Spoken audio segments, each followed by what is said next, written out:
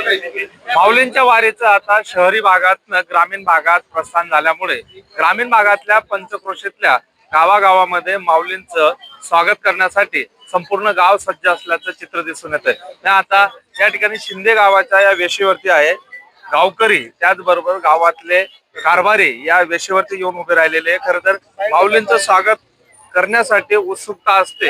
गेल्या वर्षभरानंतर माऊलींचं प्रस्थान जे ते आपल्या गावाच्या वेशीवरनं होत असल्यामुळे एक वेगळा आनंद आणि एक वेगळा उत्साह असतो। गावाचे सरपंच आपल्या सोबत आहेत, काय सांगाल? माऊली येत आहेत, माऊलींचं प्रस्थान होत आहे, एक वेगळं वारीला आता स्वरूप येऊ लागलेलं आहे, काय नेमका भावना असतात? रामकृष्ण हरी माऊली निवृत्तीनाथाच्या रथा बरोबर जो पावसाचं आगमन झालेलं आहे, निश्चितच शेतकऱ्यांचा उत्साह वाढलेला आहे। आणि या वर्षी जो दिंडीचा उत्साह पाहता अनेक तरुण तरुणी आणि वृद्ध लोक या दिंडीमध्ये सामील झालेले आहे। मी आपल्या परमेश्वराला विनंती करतो, विठ्ठलाला विनंती करतो का शेतकरी सुखी झाला पाहिजे आणि पावसाचं आगमन जोरात झालं पाहिजे। मी आपल्या सर्व शिंदे ग्रामस्थांच्या वतीनं व या वारकरी पंथाच्या वतीनं परमेश्वराला एक विनंती करतो का शेतकरी सुखी झाला पाहिजे। रामकृष्ण हरी।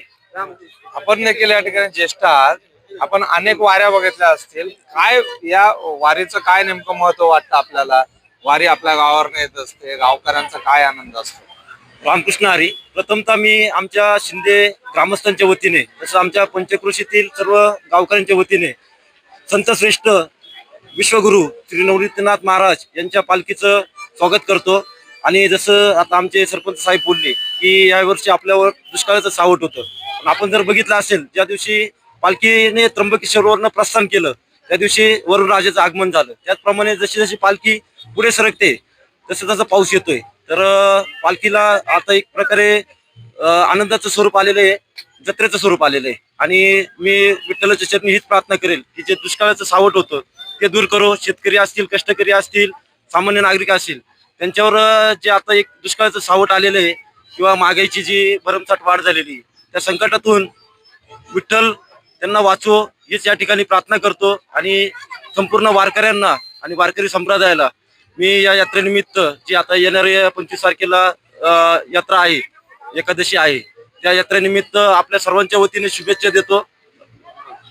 खर तर जून महिन्यात होणारा पाऊस यंदाच्या वर्षी उशिराने होऊ लागलेला आहे, त्याच्यामुळे वारकरी संप्रदायाचे संस्थापक निवृत्तीनाथ महाराज यांची वारी त्र्यंबकेश्वरवरून निघाल्यानंतर वरुण राजाने देखील या ठिकाणी हजेरी लावली, त्याच्यामुळे कुठेतरी शेतकरी जो आहे तो या ठिकाणी सुखावलेला आहे।